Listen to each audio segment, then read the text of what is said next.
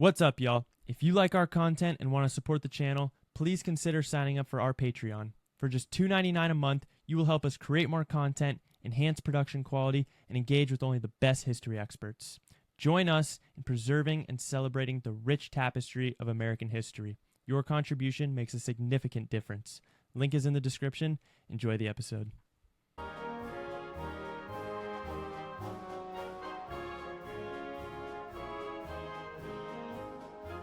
Welcome to American History Gazette.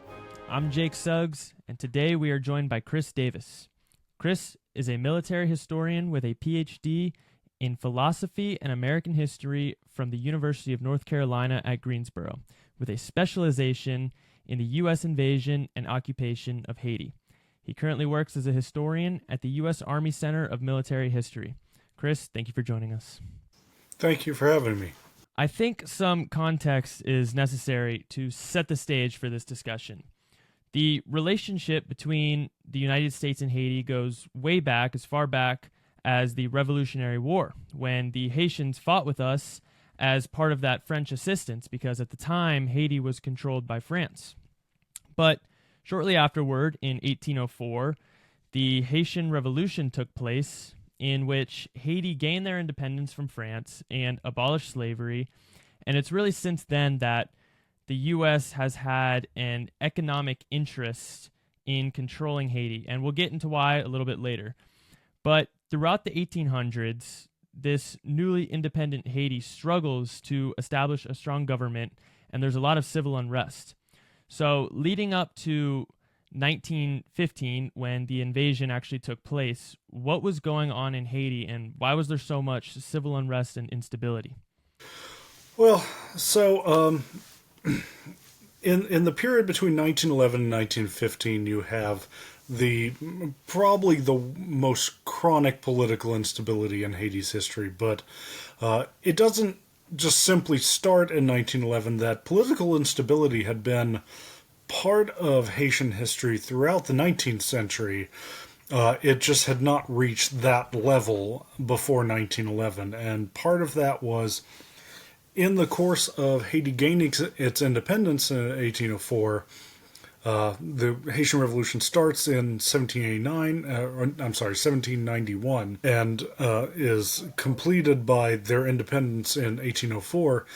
But from that point on, it wasn't as clean when we think of gaining their independence from a former European empire, we tend to think of the American Revolution gaining its independence from Britain and sort of an attempt to try to re-normalize relations after that. But it was very different with the Haitian situation, that this was not people disagreeing on whether citizens and colonists were one and the same within the British Empire. This was an enslaved population that had risen up against its French colonial masters. And as a result of that, even when the Haitians won their independence, France did not see them the same way the British saw the American colonists.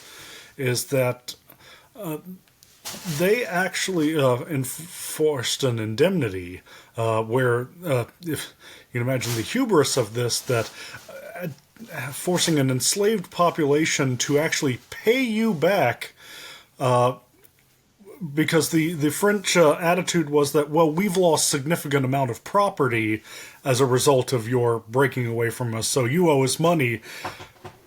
And in this case, the people that we're talking about are the property. And it's like, you can imagine the hubris of like telling people that you owe us back for your own freedom.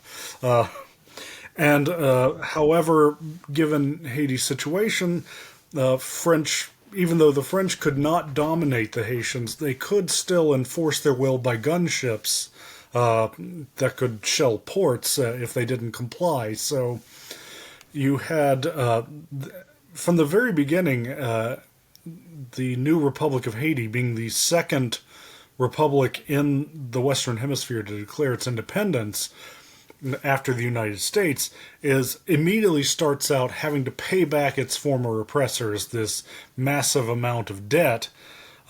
Also starting out with a trade embargo by other neighbors, So,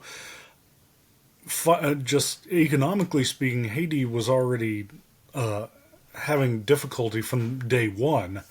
And the U.S. was in its early days to a different extent, but probably not quite to this same level. And as a result, you had a lot of shifting administrations and leadership throughout the 19th century after they gained their independence. However, by 1911, this has hit a crescendo that while you might have several years in between either willful changing of Haitian administrations or overthrow, between 1911 and 1915, you have 7 different presidential administrations, none of which ended their term on their own terms. That they were either removed from power by force or they were outright assassinated. And a lot of this came from just a century of financial instability, a lot of different leaders trying to take control. And one of the ways they did that, particularly in the early 20th century, is that with the financial situation being what it was by that point, most would-be rulers of Haiti during this 4-year period would try to build an army in the north based on what was called Caicos at the time, with the promises that if you support my rule, once I come into power, I'll pay you all back for your services. Only for them to come into power and to not have the ability to actually pay them, so the said army would turn over to the next would-be ruler, and the cycle continued until 1915. The civil unrest and the position that Haiti was in terms of the massive debt that they were in, left them in a really vulnerable position. And a lot of foreign powers were kind of salivating over this, saying, we want to take advantage of Haiti in this vulnerable position because there's a lot of resources in that region, and there's a lot of benefits to controlling that island in terms of, naval bases and ports and whatnot. So in terms of the perspective of the United States, why was the U.S. worried about all this foreign influence, and what were they trying to do to minimize that foreign influence?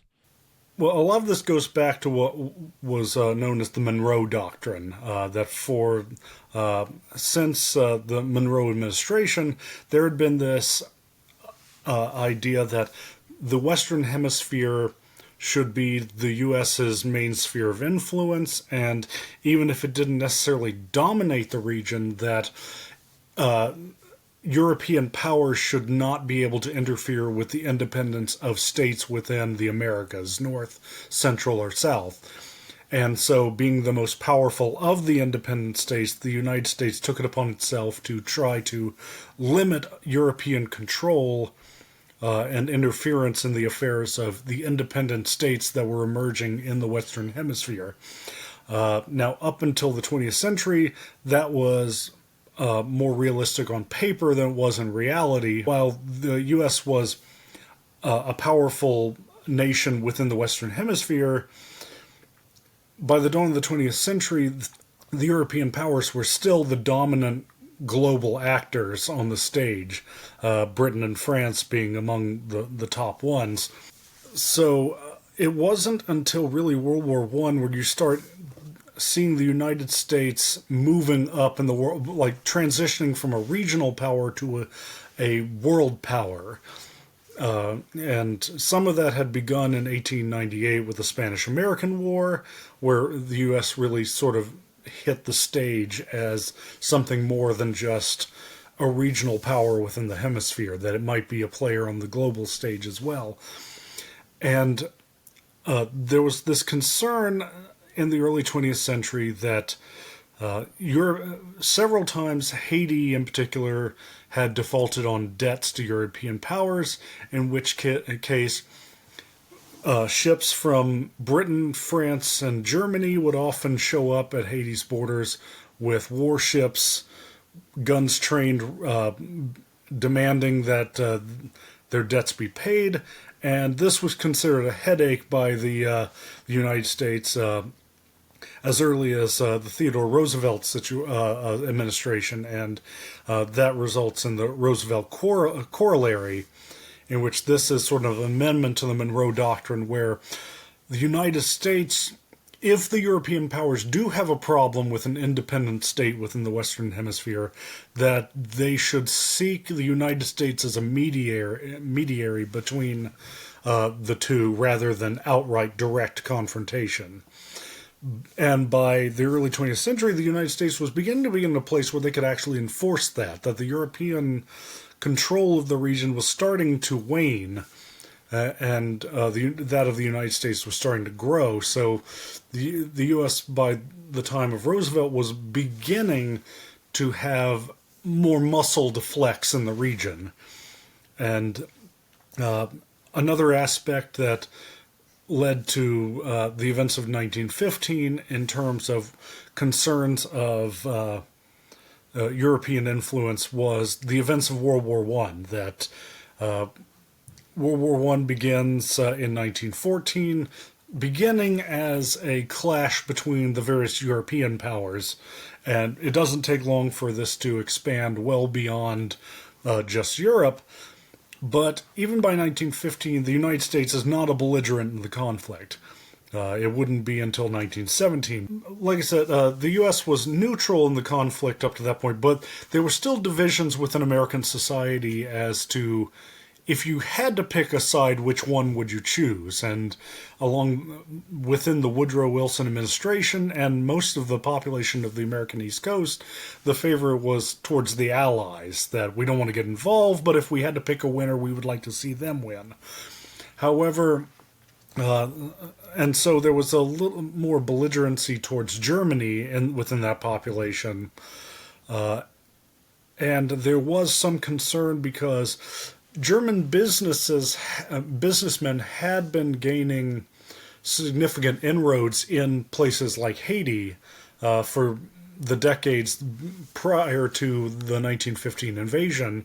Just sort of backtracking for a second, the Haitian Constitution forbids foreigners from owning property in Haiti, and so that was sort of something after the Haitian Revolution, particularly to prevent foreign influence and European or white foreign influence in particular, is that the Haitian Constitution stated that no foreigner, and particularly no white foreigner, could own property in Haiti.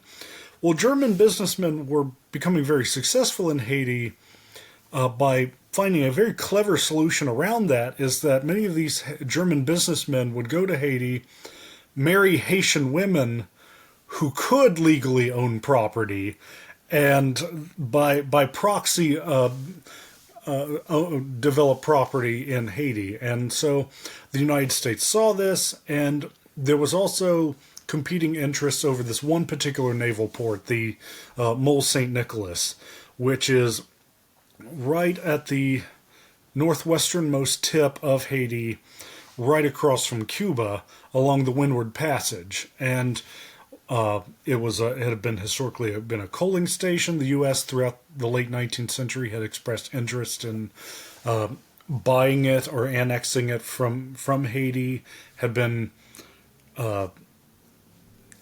different Haitian administrations had teased the idea of annexing it to the United States, or leasing it at least, only to either renege on the promise or that leader would be overthrown before they could make good on it.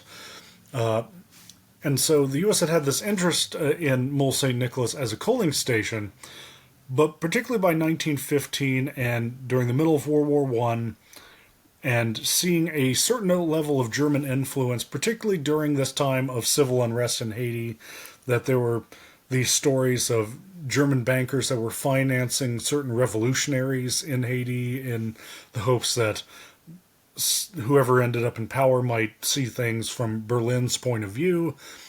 And Mole St. Nicholas was very much in Woodrow Wilson's mind, that at the time, now it doesn't seem like it would be significant.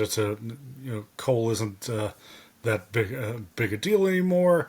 Even the region isn't as strategically vital. But at the time, the newly constructed Panama Canal made that port really significant because most transit to the Panama Canal would have gone through the Windward Passage between Haiti and Cuba. And if, on the hypothetical scenario in which Germany controlled that port, they could have effectively cut off the flow of trade in the Western Hemisphere at will.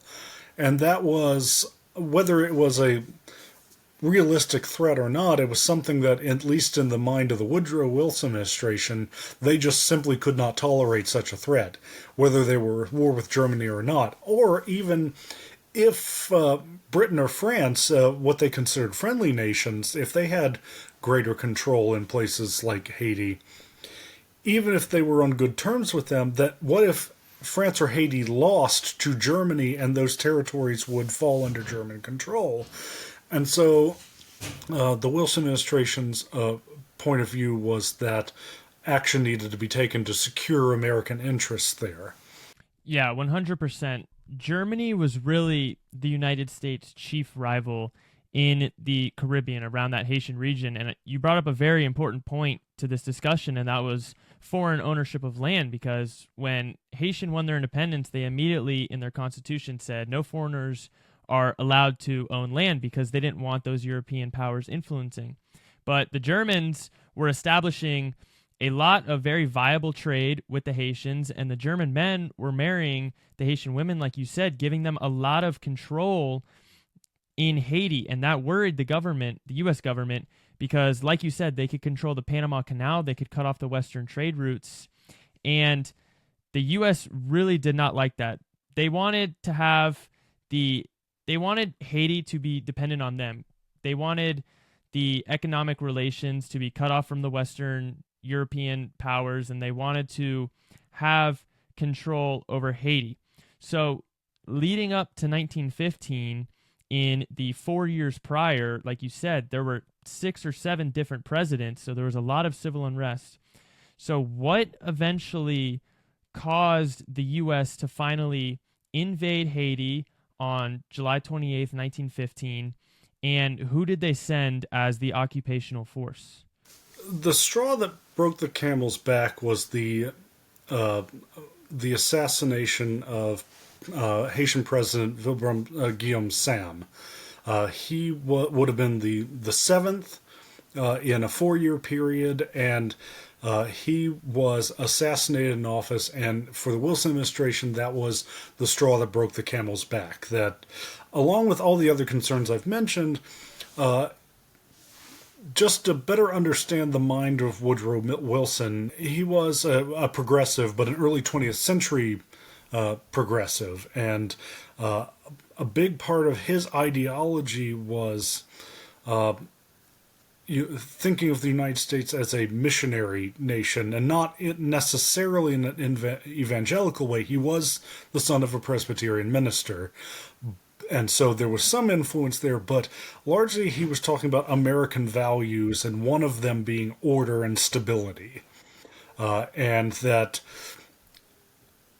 he saw order and stability within the Western Hemisphere as vital to the stability of the United States. That there couldn't be order in the region if there was instability surrounding the United States southern borders, in his mind. So with all these concerns about Germany possibly taking advantage of the chaos there, and then with this final act of disorder, that was considered in Wilson's mind like the red line, that we call it in more recent times. That was his red line, and now it had been crossed. And so, as a result, Admiral Caperton of commanding the USS Washington had been given orders to sail to Haiti with 330 Marines on board. And they were ordered to seize control of the capital of Port-au-Prince, which was recorded as an almost bloodless operation. That the Marines, when they disembarked, they encountered almost no resistance whatsoever, with the exception of one Haitian soldier that refused to lay down his weapon. And that individual stands as the only casualty of that initial invasion. But there seems to have been very little, if any, resistance to the American presence there. It probably wasn't surprising at that point, and after 4 years of political unrest, there was a certain sense of war weariness on the Haitian population that seems to have led to a lack of resistance on their part. Yeah, you mentioned the war weariness. As a nation who faced years, decades, over 2 centuries almost of European and white occupation and oppression, I can't imagine the Haitian people reacting positively to the Americans coming to invade their nation. So, how exactly did the populace of Haiti react to the invasion? Because I can't imagine it was a good reaction. Well, surprisingly, at first, the reaction of the overall Haitian population was, it would be too much to say it was a positive. It was probably more of a neutral or resigned reaction, because after 4 years of unrest, the presence of the United States, there was sort of this idea of, well, heck, if you can if you can do better, if you can bring some sense of stability to this, it might be worth a try. And part of that was there was in terms of backlash, some resistance and an insurgency, particularly of the group that had assassinated President Sam. Under the Cacos, under the command of Rosalvo Bobo, who had led this attempt to overthrow President Sam, he anticipated that he would likely be the new leader of Haiti, and those pesky U.S. Marines dashed his hopes by showing up before he took control, and they weren't interested in giving him leadership of the government. So he then tried to turn his Caco army on them, and this became known as the First Caco War. And just to explain why it's called the Caco War, is that the Caco is actually a type of bird native to the mountain regions of Haiti, and they're known for being very swift, moving in and out of the trees very quickly. And so mountain dwellers that were often insurgent armies hired by would-be Haitian leaders got this nickname because they could likewise move in and out of the forests and mountain regions without detection, as if they were birds. And so that's where they got the name Cacos from. And so the First Caco War is immediately after the Americans invade. However, this is put down very swiftly because the overall Haitian population is not supportive of the Cacos.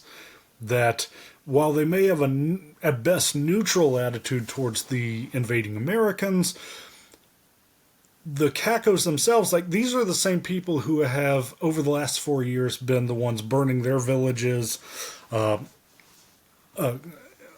causing bodily harm to them and stealing from them. So there's very little sympathy for the insurgents from the Haitian population early on. And towards the Americans, it's somewhere between neutral and resigned hopefulness that maybe this will, it's certainly not what we would have chosen for ourselves, but maybe it can bring some semblance of order back. They definitely faced opposition in the form of the insurgents, the Cacos. You guess you would call them insurgents today, but they were a rebel group. But when the U.S. invades, they invade and occupy Haiti under the guise of control and order and stability. But there was also an economic underlying motive to invade Haiti. One of the first things the Marines did was they took control of the bank and they moved $500,000 in gold back to New York City for safekeeping. Um, in all reality, they just wanted to have control over their finances so that they could depend on the U.S. instead of depending on the European powers. So, what were the economic reasons that the U.S. wanted to control Haiti for, and what was the role of the National City Bank in New York? Because they were basically the chief culprits in lobbying for the policymakers to give them beneficial policy for financial reasons in Haiti. Sure, and there was certainly an economic component to it, that as you said, the Citibank in New York did remove a certain amount from Haitian banks as sort of back pay for debts that were owed, and a lot of this, one of the first things they did was control the finance, like take control of the customs houses in Haiti, so that they could regulate the flow of trade. I will say, at least from the Wilson administration, that their interests may not have been economic, but there were American businessmen who did have a certain amount of sway. That at this point, William Jennings Bryan was the Secretary of State under Woodrow Wilson, and he admittedly had very little understanding of Haiti or anything about it, and he got most of his information about Haiti from an American railroad entrepreneur who, McDonald, I think, who was in the process of trying to build railroads through Haiti and had not had much success. But he was providing a lot of the information about.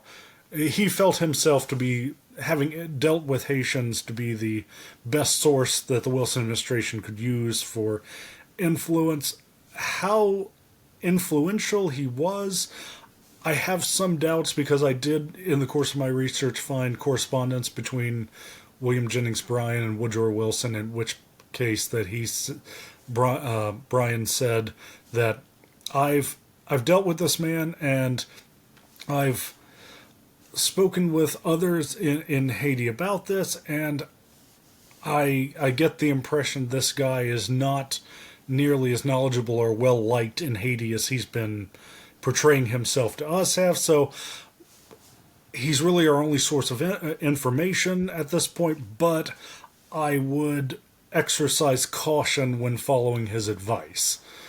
So there's definitely an economic component to it, and much like with the Dominican Republic, for similar reasons, the United States invades them 1 year later for both political instability and economic reasons that had been building up to that point. And of course, by 1916, part of it just came down to, well, we're already in the neighborhood. So the United States gets settled into Haiti. They kind of settle down the chaos a little bit. They bring some order. What are the policies that they're trying to implement to build that lasting law and order and stability so that they can eventually leave? And there's been seven presidents who have either been assassinated or forcefully thrown out of office. So it's a very difficult task for America to bring about a strong government that's going to be able to enforce the policies. So what are the policies that they're trying to implement, and who did they put into office to support and enforce their policies? The person that was put in charge of Haiti was Sudra Dartiguanov, and he was pretty much handpicked by the U.S., so he wasn't really brought into office democratically, and he was considered a puppet for the U.S. administration, which is probably not an unfair assessment, because he did push for certain, for U.S. interests, certainly, and as the Haitian legislature, whenever they pushed back, they were power was taken away from them and given to Dartiquinav, and so you have, and this is one of the key unravelings to, like you said, the U.S. began starting to establish order, and part of they did that. The way they did that was centralizing authority in Port-au-Prince. That Port-au-Prince was the capital, but it lacked the ability to exercise its will beyond the capital, and one of the ways they needed to do that was to invest in infrastructure, and that was one of the U.S. policies, is that we need to build roads that connect the capital to other places like Cap Haitien, Gonaïve, other places throughout Haiti, so that way the central government could exert more authority, not just with roads, but with waterworks, electricity, that sort of thing. And so it's that's one of the policies. But going back to this sort of hand-picked president that they have, who is eroding the legislature and censoring any speak against U.S.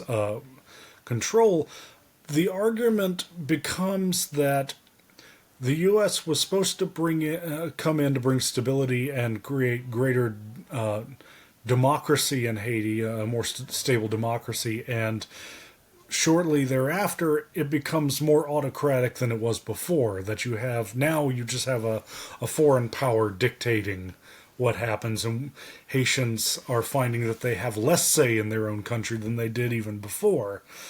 But what really began to unravel the goodwill that the American forces had enjoyed during the first Caco War from the Haitian population comes with the institution of a policy called the corvée.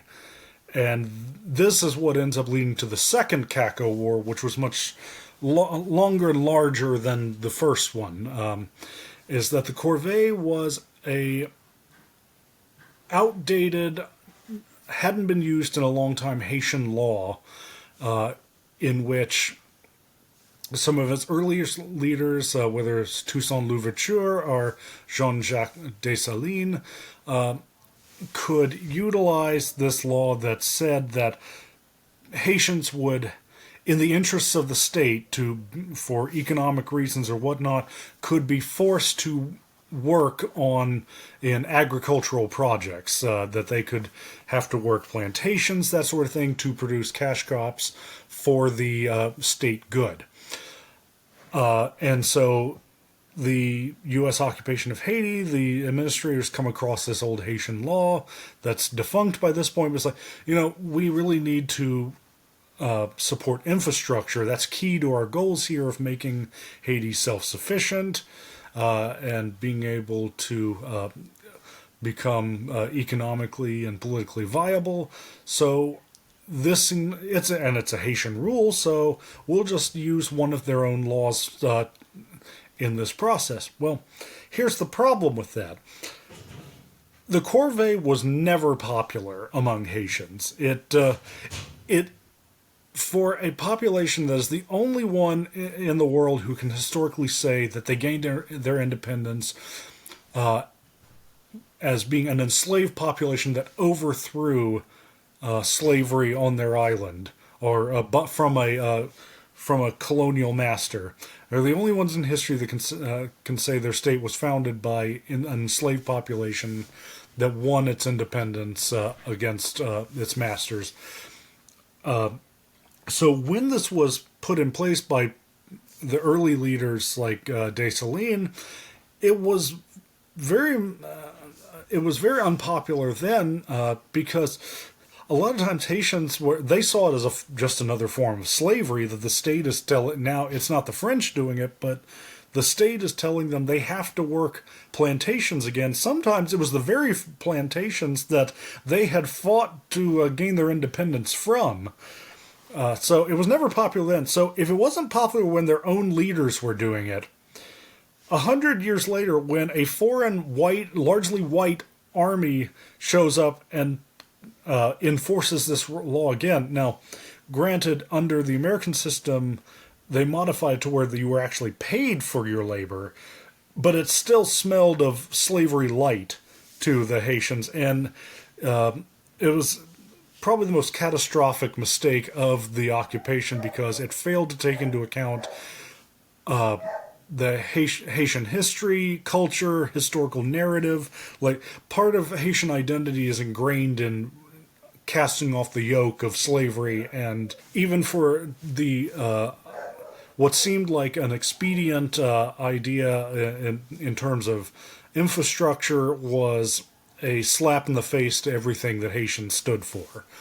And this led to a larger insurgency that lasted, I think, about 2 years, and several more casualties. I think in the first Caco War, it was somewhere around maybe 200 Haitians. In the second Caco War, it was over 2,000. And in both cases, the casualties to the American Marines were minimal, but the goodwill that they had enjoyed and the public trust that they had been lost, and they were never able to get it back. Yeah, once they started implementing these policies and the way they were implementing, the occupation really took an ugly turn, and the Haitian people began to have a lot of disdain for their occupiers, seeing them as, why are they here if they're just reinstating the slavery that we liberated ourselves from? And it's a darker hour in American history, in my opinion, because there was a lot of humanitarian crimes. The Haitian people weren't treated very well. There, like you said, there was the forced labor. There was censorship. You couldn't speak out against America. There was a lot of racial segregation. There was, in some instances, torture and executions. It was just a really ugly occupation. And the Haitian people were not treated very well. And that's when, like you said, the Cacaos, that rebel group, really started to gain prominence with the Second Cacao War and started to rebel against the Marines. And there was an instance called the K Massacre in which people were protesting against the occupiers, the Americans, and the Marines opened fire on them, and I believe 12 were killed, and I think it was about 50 wounded. So what exactly, I know you touched on it, but what exactly, who were the Cacaos, and what were the rebel groups doing in terms of military means to rebel against their oppressors, their occupiers? So like I said, the Cacaos were people that lived largely in the northern, more mountainous regions of Haiti, well outside the capital, that historically would-be Haitian leaders have gone to and tried to build an army through these groups that would could then be turned against the government in Port-au-Prince. In terms of their strategy when it came to the American occupation, they usually tried to ambush convoys, things like that, work in areas outside the capital, trying to prevent the flow of troops and materials in and out of Port-au-Prince. So it's mostly hit and run tactics. And what the Marines ended up doing is sort of adapting this strategy to them, that they would do sort of search and destroy operations, that they would be, in turn, they learned from the Cacaos on how to fight a counterinsurgency, that they would in turn target supply lines to the Cacaos rather than the Cacaos themselves, trying to disappear into the woods. And the Marines quickly found out that, trying to chase them into the woods was not a viable strategy. They would either disappear or the Marines would find themselves ambushed. So they decided to learn from their playbook, and this shows a great deal of adaptability on the Marines' part, is that they started fighting more like the Cacaos than what they had been trained to do. And this occupation continues well past 1915, a lot of times at a time where they had been trained to fight in Europe, and instead they were dealing with what we would today call counterinsurgency in Haiti. And so they're sort of doing what they do, attacking supply lines, not engaging in a direct fight. And rather than chasing after Cacos, they would sort of try to send in a limited group of Marines to make it seem like they were small in numbers, and when they would withdraw, waiting for the Cacos to chase after them, there would be Marine snipers in wait. And so this was a great deal of adaptability on their part. So this led to why the Marines were often so successful, also being better trained, better equipped, whereas the Haitian insurgents had, at best, antiquated weapons to work with. Probably often usually using pikes rather than loaded guns, but and it's also important to note there were quite a few. It is a messy occupation, that there were a great deal of mistreatment of the Haitian population. Though, at least in the course of my research, what it seems to be indicated is that a lot of the offenses, not all, but a lot of them fall to the Haitian gendarmes, that much like what you see in Afghanistan and other places, that it wasn't just the Marines fighting. They tried to create a indigenous national police force in Haiti, called the Haitian, the Garde de Haiti, or Gendarmerie, and that a lot of times these were Haitians that, for whatever reason,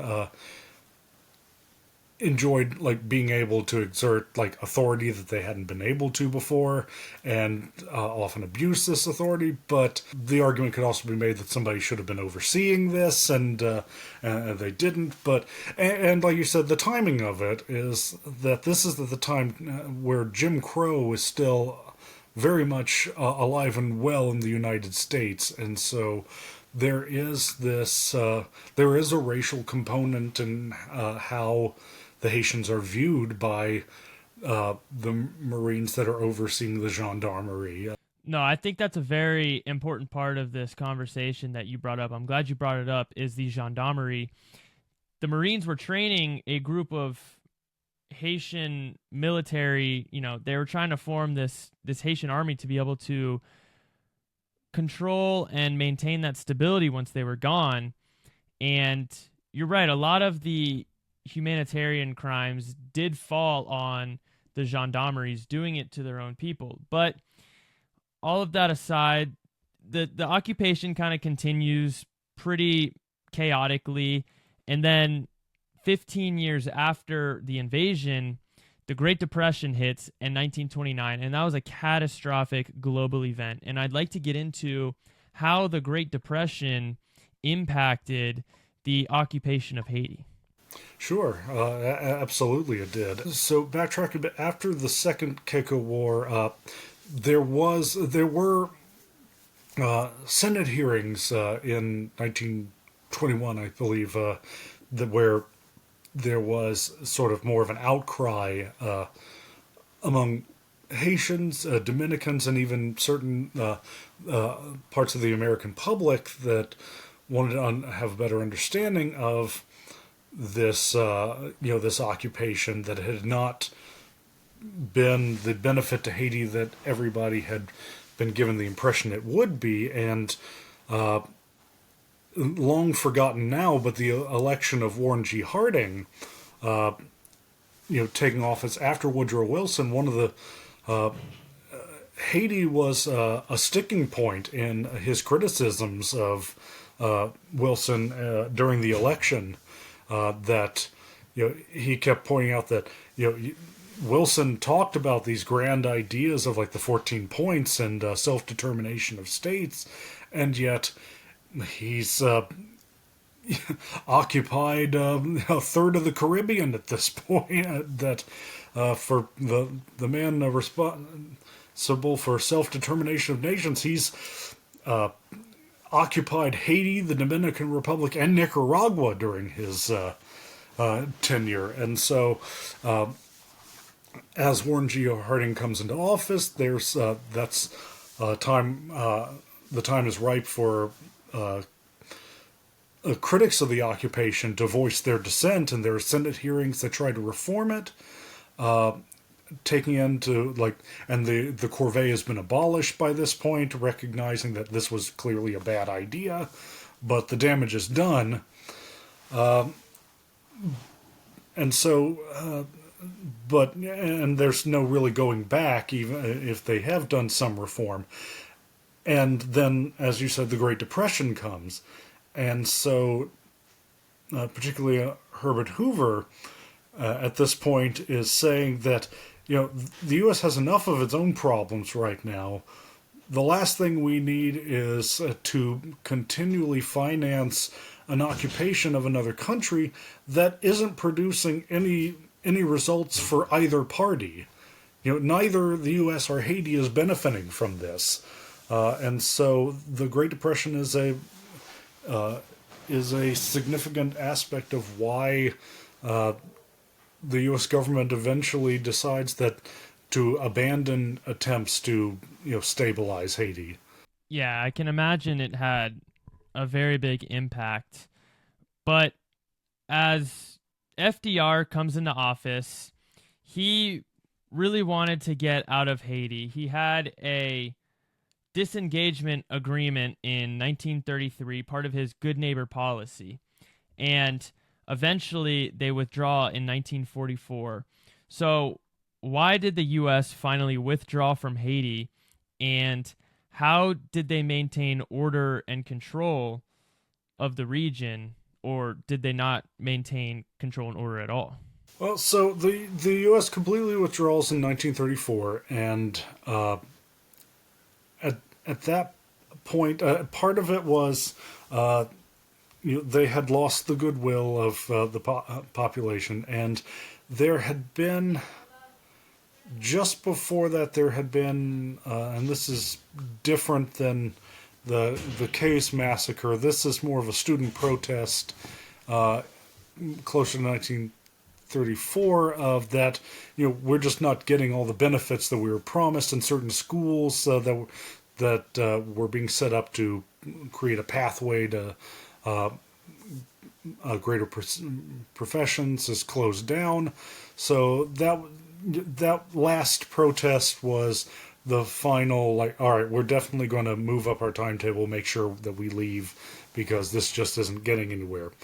And when it does leave, it has left entirely. The U.S. doesn't really bother to exert any more influence, probably because this is still occurring during the Great Depression, and so the U.S. has sort of cut its losses. That for 19 years it tried and did not succeed in creating stability. Unfortunately, what it did succeed in was in these attempts to centralize power in Port-au-Prince, that the infrastructure did go far enough to where the capital was, and the government there was able to exert its authority to other parts of the country in ways that had not previously been able to do so.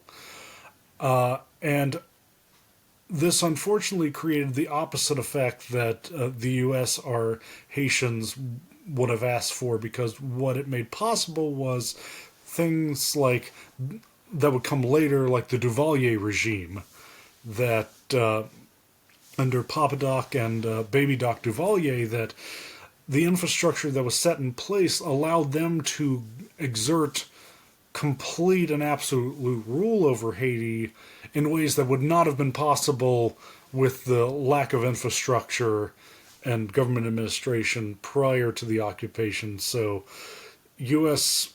involvement immediately after is negligible to non-existent. And unfortunately, when it does come back to exerting influence, it is later during the 50s and even later with the Duvaliers as supporting those regimes. Not that there was that the U.S. even liked the Duvaliers personally, but it was the Cold War, and the Duvaliers were good at attracting Western allies such as the U.S., but also European powers, as low taxes for Western business interests in Haiti. But by and large, what brought the U.S. in as a supporter of the Duvalier regime, or at least a someone who kept it in power longer than it might have lasted on its own, was that Duvalier positioned himself as a bastion against the spread of communism in the Caribbean. That Cuba had fallen and Haiti was right across, and Duvalier played the role of the shield against the further spread of communism. Now, of course, Duvalier defined communist as anyone who questioned his rule, but the that was a very consistent theme across the world in the Cold War, is that I believe one of the expressions that was often used was in terms of stopping the spread of Soviet-style communism in these third world, or as we call it, the developing world, is that, well, he's a son of a bitch, but he's our son of a bitch. You talked about how the infrastructure that was built during the occupation kind of had an inverse effect on the goal that they were trying to achieve of order and stability. So I just want to get your opinion. Would you say that the occupation was a net negative? I would say yes, because it did not succeed in anything other than the centralization of authority, and that authority came in the worst form that anyone would have asked for, and that it really didn't make it more stable, really. I mean, maybe they have not had 4 years of back-to-back assassinations, but it never really gained that stability. Once the U.S. left, there was no long-term stability, and the only times it enjoyed any kind of long-term stability was under a brutal dictatorship. And even once that was over, it still, we see even to this day that maybe not to the extent of 1911 through 1915, but regime change, forcible regime change, is still a consistent aspect of Haitian politics. The occupation sort of cast the shadow over current efforts to try to bring some sort of stability, because whereas the United States would seem like the most likely person to aid or intervene in the current crisis in Haiti, and most Americans don't even remember the occupation, but for Haitians, it's certainly something they have in their historical memory, and it casts a negative shadow on their idea of what American intervention would even look like. Yeah, that's a very good point. Is a lot of Americans don't really know much about the U.S. occupation of Haiti, and that was one of the reasons I was so excited to talk to you, is because I definitely didn't know much about the occupation of Haiti, and I'm glad that it was brought to light, because it was definitely an important part of our history. I kind of see a lot of similarities between the invasion and occupation of Haiti and the Vietnam War, and that was the U.S. came in to try to bring about order and stability in a long, drawn-out conflict that didn't really have a net positive and was a lose-lose scenario most of the time, and both times they came away in the same place or even worse than before. So, yeah, I guess the U.S. should have learned about their mishap in Haiti with the Vietnam War. But besides that, we talked about the lasting legacy. What is the state of Haiti today? Because they are definitely still considered a developing country, like you said. So why have they remained in poverty for so long, despite the efforts of other nations to kind of try to bring about stability? There's certainly no easy answer to that question. There's been certainly a large amount of foreign aid that's been promised. It doesn't always arrive to them, or at least not to those that it was intended to. I recall after the 2010 earthquake, the U.S. pledged a great deal of foreign aid to reconstruction, but as I recall, there was a lot of when I was there 1 year later, it was a lot of it was still being held up because there was a divide on how it should be spent. That whereas the aid was pledged on the understanding that it would go towards rebuilding Haitian infrastructure and homes and that sort of thing to help the Haitian people get back on their feet after this devastating natural disaster. The Haitian government at the time was more interested in using it to rebuild the presidential palace. And there was this divide that is like, well, we didn't pledge all that money just so you could make the palace look better. This was meant to go to, and so that was one example of it. But I think one of the bigger problems is that Haiti, it took so long for Haiti to get past that original French indemnity in terms of its economic being indebted to France and with debts to other powers along the way. And then furthermore, since then, because of the instability there's very little interest for businesses to invest in Haiti. That foreign businesses just don't want to run the risk of setting up shop there if it's going to be destroyed in a riot or a coup. However, which is quite unfortunate because if there were foreign business investments there, maybe there would be economic opportunities that would lead to greater stability. And furthermore, Haiti does have a lot to offer, particularly in the growing agro business in the region that's trying to emerge after the pandemic. And the Caribbean was hit harder than anywhere else in the world in terms of overall population. They have a smaller population, so compared to other regions, they probably lost less people to COVID-19, but what they lost in terms of overall population size was devastating in comparison to others. And then there's also far more natural resources.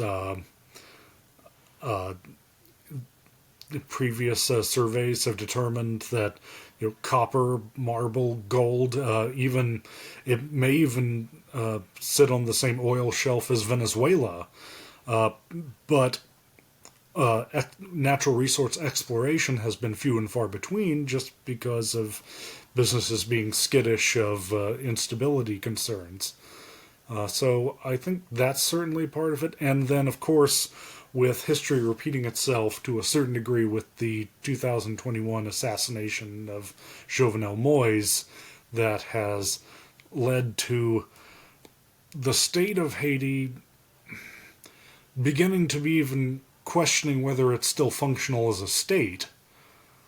Whereas, that last estimate, various gangs controlled 60% of the capital. So, with the Haitian government not even exerting more than 40% of authority in its own capital, let alone the rest of the country, it doesn't produce good business opportunities, and it has been, ever since then, the world has been trying to figure out what's the best approach, and I think the U.S. has taken into account our history with Haiti, like the occupation. So That would be probably the best explanation for what some critics would say is our inaction on this ongoing crisis, where it's understandable. It's like we've certainly made missteps in the past, but there's also a cost that comes with taking no action whatsoever. Yeah, 100%. It's definitely sort of a terrible, unfortunate situation that you just explained. But I'm so glad you came on to share your expertise. I am quite enlightened about this event in American history, and I hope everyone else will be as well. But thank you so much for coming on. It was a great conversation. Thank you. Thank you for having me.